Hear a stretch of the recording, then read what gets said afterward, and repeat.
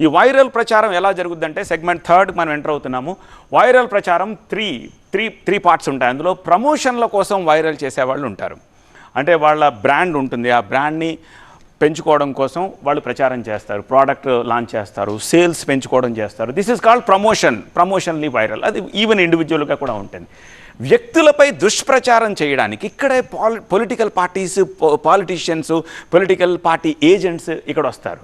వీళ్ళు ఏం చేస్తారంటే వ్యక్తులపై దుష్ప్రచారం రెండు రకాలుగా, క్యారెక్టర్ అసాసినేషన్ చేయడం ద్వారా, హెరాస్మెంట్ చేయడం ద్వారా, ఫేక్ న్యూస్ ప్రాపగాండం చేయడం ద్వారా వ్యక్తులపై దుష్ప్రచారం చేస్తారు. థర్డ్, పార్టీలకు వ్యతిరేకంగా వినియోగించడం.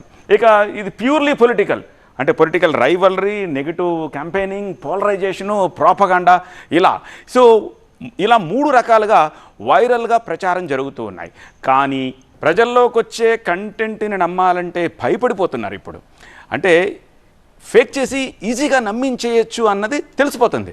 ఇప్పుడు పొలిటికల్ పార్టీస్ కూడా రౌండ్ ద క్లాక్ ఇప్పుడు పనిచేయాల్సిన వ్యవస్థలు ఎందుకు వస్తున్నాయి, ఎందుకు దీనికి సోషల్ మీడియా వింగ్స్ వస్తున్నాయి, ఎందుకు సోషల్ మీడియా చైర్మన్స్ వస్తున్నారు, ఎందుకు ప్రతి దగ్గర ఒక సోషల్ మీడియా వాలంటీర్స్ని బిల్డప్ చేయాల్సినటువంటి వ్యవస్థలు ఎందుకు వస్తున్నాయి? అంతకుముందు ఎప్పుడు లేదు ఇటువంటి వ్యవస్థ. This is happening only last 5-10 years. So మంచి చెప్పడం కంటే డిఫెండ్ చేసుకోవడానికి ఇప్పుడు ఎక్కువగా దట్ ఈస్ మోర్ ఇంపార్టెంట్.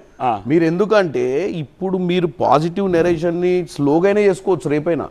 ఎందుకంటే positive narration takes time. 5-year ఎలక్షన్లో మీరు మీ పార్టీని ప్రమోట్ చేసుకోవడానికి యాంపుల్ టైం ఉంటుంది. ఇక్కడ వచ్చిన సమస్యల్లో డ్యామేజ్ ని కంట్రోల్ చేసుకోవడానికే ప్రాబ్లం వస్తుంటుంది. ఈ డ్యామేజ్ ని కంట్రోల్ చేయడానికి ఆ నెరేటివ్ ఏం బిల్డప్ చేసి అవతల ఏం రాంగ్ పర్సెప్షన్ ఇచ్చిర్రు, ఆ పర్సెప్షన్ ఇమీడియట్ గా కౌంటర్ చేయడమే కాకుండా ఆ కౌంటర్ని మళ్ళీ ఎంతమంది వ్యూవర్స్ ఉన్నారో ఆ వ్యూవర్స్ మైండ్ సెట్ని కన్వర్ట్ చేయడం ఎట్లా అనేది టెక్నాలజీ ఈరోజు ప్రాబ్లం.